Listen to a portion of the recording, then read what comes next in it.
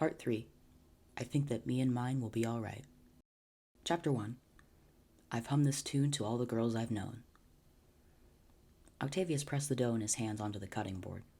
Flour dusted the kitchen in several areas.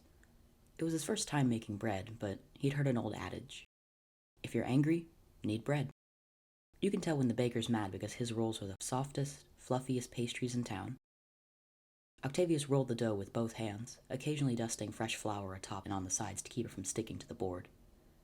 He sang a song he'd heard from Larry to himself as he worked.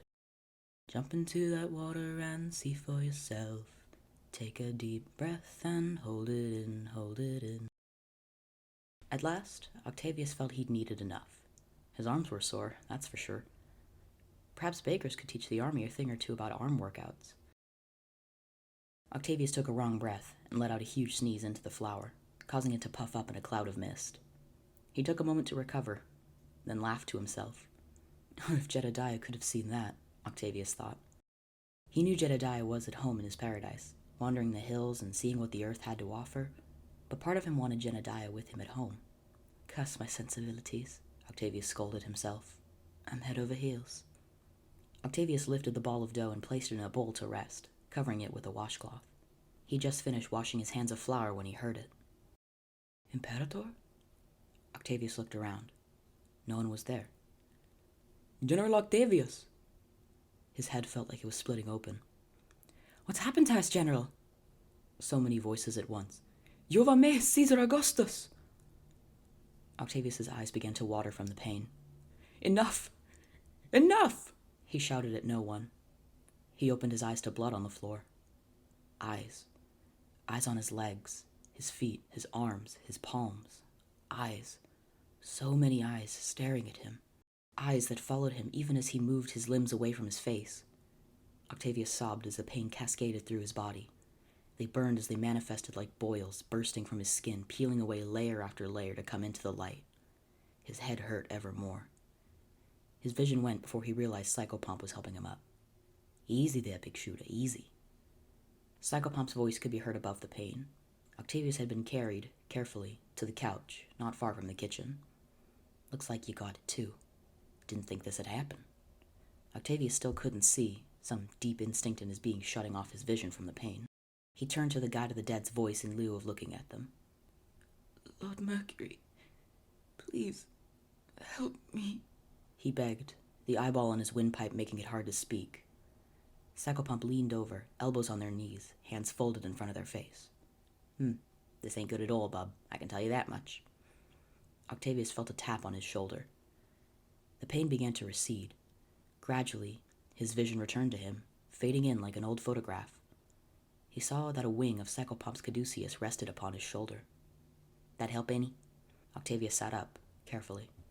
Yes, Lord, thank you. Octavius was still covered in eyes, each blinking at separate intervals, but at least the pain had faded. Lord Mercury, please, what's going on? Why? His hands began to shake. Why did this happen to me? Psychopomp shook their head and whirled their caduceus behind their back. We don't know why. All sorts of pantheons in a twist now because of this. You and Yeehaw both are mucking things up. Octavius's heart twisted when they said that. Jedediah is... Psychopomp held up their index finger. One sec. With their caduceus, they ripped open the floor. Octavius imagined that the whole action would look far more intimidating if he saw Jedediah's Reaper instead of an entirely naked god. The ground glittered with golden light as Jedediah's form was lifted from the earth, covered in an equal amount of eyes. His breath was shuddery and pained. Psychopomp lifted him up onto the couch alongside Octavius. I tried to help with the pain, but he won't let me touch him. Octavius put his hand atop Jedediah's. The eyes on their palms met. Hey. Hello. Octavius joined his hand with Jedediah's. You got it too? Indeed. I don't think I'll be able to finish my loaf. Jedediah snorted. And I ain't gonna climb no mountain anytime soon. The two men laughed together. Psychopomp watched them, puzzled. For the first time in a long time, they were entirely stumped. Their very beings were in agony, their souls swimming with other souls like a beehive behind glass. The pain, the agony, the sheer shock of it all.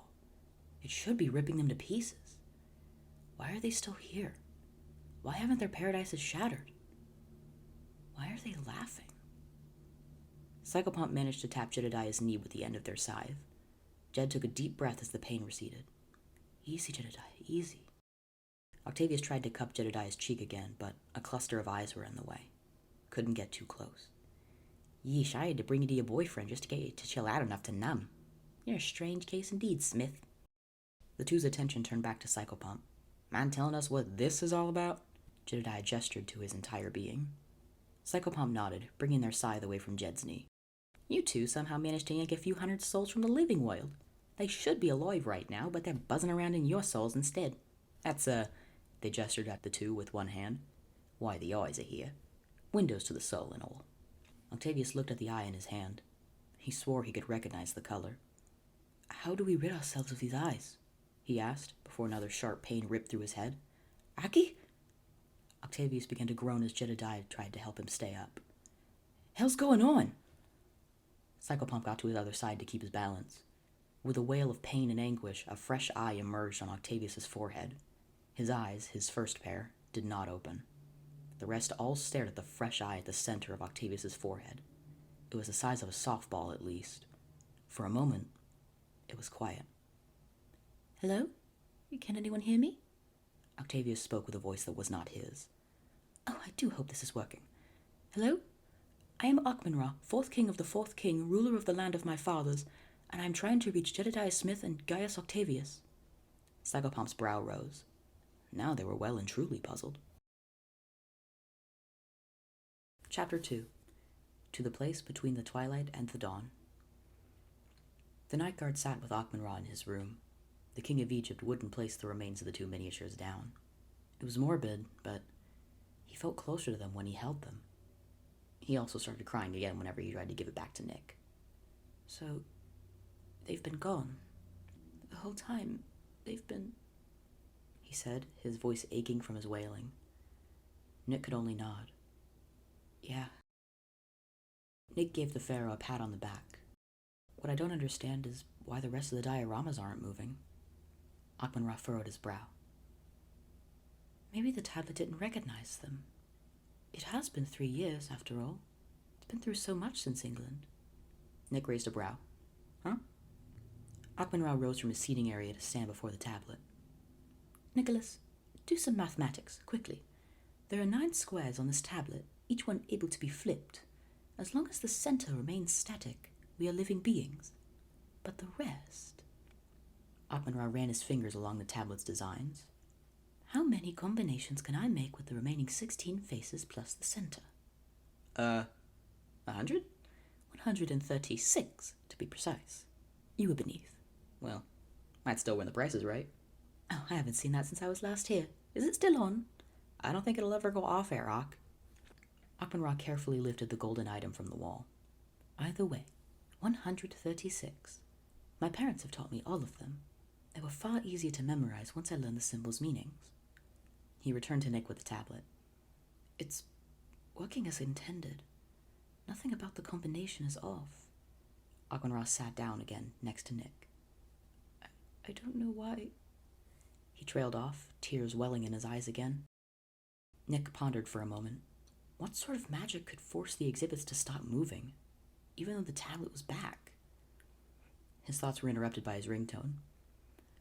I'm Miss Sugar Pink, liquor lips. Hit me with your sweet love, steal me with a beep. Damn spam callers. Achman-Ra's eyes sparkled with inspiration. Nicholas, you are more brilliant than any sunrise on the Nile's bank. Achman-Ra began flipping over a few of the tablet's pieces. What? Nick asked as he put his phone away. Perhaps the miniatures are not active because of something regarding the lack of Jedediah and Octavius. He held up the tablet as he finished flipping it around. If we can get in contact with them, maybe we can find out what happened to our other small friends. Achman-Ra looked to Nick with a hopeful smile, but his eyes still held grief unprocessed. Are you capable of doing that? Nick asked. Achman-Ra nodded quickly, rising from the floor again. Of course, I am Pharaoh. If there's anyone who can speak to them, it would be me. He held the tablet up in the air, as close to the moon as possible. Great Khonsu, hear me. I desire a parley with the dead. The light cascaded in ethereal purple. Nick stepped back as otherworldly smoke filled the room. I beseech you, let me speak to Jedediah and Octavius, my allies. My friends! Spirals of smoke ran up Akmenra's form. The tablet floated on its own, glittering gold in the violet light. Akmenra's eyes glowed with purple light. A moment passed, entirely silent. Ahem. Akmenra cleared his throat. Hello? Can anyone hear me? Akmenra? Oh, Jedediah, my hunch was correct. Hello, friend. How in the hell are you doing this? Octavius smiled in a way that Jed recognizes Akmenra's smug regality. I am Pharaoh. I am the gateway to the next world, a god-given form. Communication with the dead is a trifle. Psychopomp would have something interesting to talk about with the boys later. Where's Octavius? I specifically requested parley with you both. Well, you're using him as a speaker box. Oh. Well, I assume he's still himself? Jed watched for any movements. The rest of Octavius was as still as a stone. Nope. I think you're overriding his brain or something. Oh, how repugnant, Akmenra said in that tone of voice where you could tell he was absolutely reveling in it. So, how are you? Back in the museum, Nick had approached the pharaoh. Guys? Is that Gigantor? Hey, bud, been a while. Nick laughed. No, it's not him. It's Nick. Jed held a hand over his heart. Oh, look at you, Nick, following in your dad's footsteps. Nick shook his head again, a small smile on his face. Look, we've got a problem here in the museum. His eyes rolled for a moment. When do we not, honestly? The dioramas aren't moving. Romans, Westerners, Mayans, no one. Still in the same spot as 3 years ago. 3 years? I've only been here like a day or two. Okay, not to reopen the can of worms that is wrestling with my religion, but I think time works differently over there than it does over here. But that doesn't really matter right now. Did you see any of the others there with you? No, I don't think so. But... Night Guard. It's the Night Guard. Oh. But I'm hearing them. Elaborate, Akmenra stated. Ak and I started growing these eyeballs, and I'm hearing voices in my head. Familiar voices. I can hear Javier and Sarah and Chu and a bunch of folks, all of them in my brain at once. That must be where they are. They're inside Jedediah and Octavius's bodies. Psychopomp felt the light bulb go off. Dioramas, exhibits, museums. That's it. That's why the records are all out of whack. These souls aren't old souls going through again, they thought. They're new ones given to imitations. Any ideas on getting them out? Oh, I know how, Psychopomp stated. And who's that? A friend. Your Majesty. Akmenra's smile appreciation showed on Octavius's face. I need to take both of them elsewhere to return the misplaced souls. Can we possibly communicate more later? Well, because you asked so nicely. We shall speak again soon, Jedediah. Wait, Jedediah shouted. The eye receded back into Octavius's skull. The general regained movement with a pained groan. Don't ever let him do that to me again, he spoke, woozy. Jedediah helped him keep his balance. Breathe, big guy, breathe. Psychopomp stood to their feet and approached the door of the domus. Instead of slipping beneath the door frame, they grabbed the doorknob, turning back to the two men. Come with me, you two. Chapter 3. Sadly, the future is no longer what it was. Octavius tried to rise from the couch, but found that he couldn't. The call from Akmenra had caused more eyes to appear, in many unfortunate places, like the joints of his fingers, his inner thighs, and the bottom of his feet. Lord Mercury, I can't walk like this, Octavius spoke as he tried to balance on the edges of his feet. Jedediah cracked his neck and fingers with a mischievous smile. Time for me to return the favor, then. Return the favor? Okay! Jedediah had picked up Octavius into a bridal carry. Feels nice, don't it? Octavius couldn't reply with words, but he did nod. His face was flushed, blushing and smiling in a way that made Jedediah want to take this man to bed and just absolutely... Psychopomp whistled from the door. Come on! Jedediah nodded, following Psychopomp, carrying Octavius out the door. Psychopomp's taxi waited in front of the entrance of Octavius's domus. Doors open. Go on and get in, they said, walking around the hood to get in on the driver's side. Carefully, Jedediah rested Octavius in the back of the cab, giving him room to make sure the eyes on his thighs didn't squish together. Octavius watched as Jedediah closed the door and walked to the other side around the back. Psychopomp revved the engine as Jedediah got in, speeding off the second after he closed the door. Octavius's paradise faded away into the void as the taxi drove. So what did you have in mind, Si? Judgment. Both men were still. You aren't old souls. You just look like old souls, 'cause you were mortal after him." Octavius and Jedediah looked to one another. "We judge you. Your little buddies there go back." Psychopomp then closed the partition. Octavius tried to hold hands with Jedediah again, but the new eyes kept getting in the way. He couldn't lock fingers with him. Every joint had an eye, and the palms were covered in them. It seemed as though the amount had doubled. "Damn it all." Jedediah turned his head to Octavius. "Can't even hold your hand. These things have got to go." Octavius nodded in agreement. "I thought this was paradise, Jedediah. This is not my idea of eternal splendor." Jedediah laughed again. Octavius loved how it sounded like poker chips falling into place. "So much for that, huh?" Octavius moved closer to Jedediah's face. "At least this part of you is clear." He placed the softest kiss on his cowboy's lips. Jedediah's face turned a shade of red. "Well, shucks." Jedediah leaned in for another. The two men kissed like this for a long moment, their original eyes closed, their lips locked. It was gentle as the morning breeze, as soft as a song. Nothing else in all of reality mattered. Time, the stars, any worlds mortal and ethereal, none of them compared to one another. The kiss became deeper as Jedediah ran his tongue along Octavius's lips, and the general let him in. The stars swirled in their minds as their tongues touched. Octavius tried to hold Jedediah again. They each pulled away to breathe. "God damn," Jedediah panted a bit, catching his breath. "I ain't never been kissed like that." Octavius gave him one more soft, gentle kiss. "I'd like to kiss you like that again, once this eyeball mess is dealt with." Jedediah blushed again, his original eyes looking away. "I'd like to do more, if you'll have me." Psychopomp knocked on the glass of the partition. "Put your procreation on pause, pal. We're here." The doors of the taxi opened. Rather than flopping out like a freshly birthed foal, Jedediah stepped out with his own 2 feet. They were parked before a grand pyramid that seemed to be made of gold. Beautiful and ancient, it stood above the men, dwarfing them with its sheer size. Is this where I meet St. Peter?" Jedediah asked. His knees felt like jelly. I wasn't read my last rites. I never repented. I never did nothing." He began to hyperventilate. Psychopomp didn't immediately reply as they helped Octavius out of the car. "Just let me do my job." Psychopomp carried Octavius this time. Their grasp was cold, icy as death itself. Octavius shivered in their arms as he was carried up the steps. Jedediah followed, his original eyes focused on Octavius, trying his best not to focus on the large structure. "You doing okay there, darling?" he asked as he caught up to the pair. Octavius nodded. "I'm still alive." Jedediah snorted. "No, you ain't." The two men laughed together once more. Octavius had a way of calming Jedediah down. Psychopomp still couldn't understand how they could find joy in this situation. Did they not know what was about to happen? As the doors opened, the group found themselves entering a strange new room. It seemed to be made of stone, the walls covered in hieroglyphs and murals from Egypt.